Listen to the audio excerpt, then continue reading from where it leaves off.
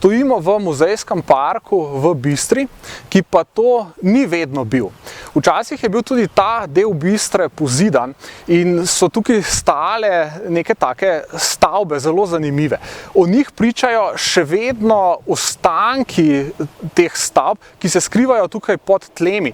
Če pogledamo travnik, vidimo, da ni popolnoma raven. Malo je takole vzvalovljen, taki hribčke opazimo. To je zato, ker se tukaj spodaj nahajajo še ostanki temeljev pa zidov teh meniških hišk. Namreč v tem parku so menihi v teh svojih skromnih domovanjih prebijali svoje dni. Zdaj, kakšne so te hišice bile? Bile so enonadstropne, v pritličju so imele samo vežo pa kuhinjo, gor v nadstropju so pa menihi imeli spalnico pa prostor za eno tako manjšo delavnico.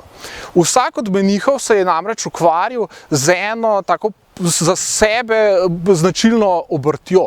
Med menihi zato najdemo številne umetnike, kakšne rezbarje, pa tudi kakšne take bolj eksotične poklice, kot so recimo zdravniki, menihi so bili izobraženci, so se tudi z zdravljenjem ukvarjali, pa tudi kakšne take bolj večje posebnosti, kot so alkimisti.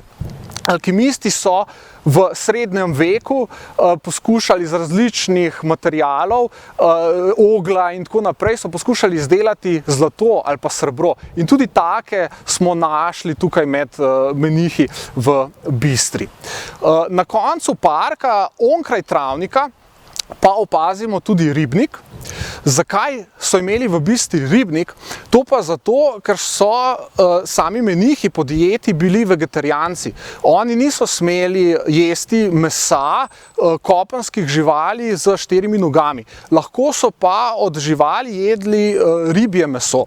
Zato je bila za njih zelo pomembna ribolovna pravica tukaj na bližnji Ljubljanici. Do nje pridemo tukaj na koncu reke Bistre. In pa seveda tudi takšen ribnik, ki je bil gojišče rib.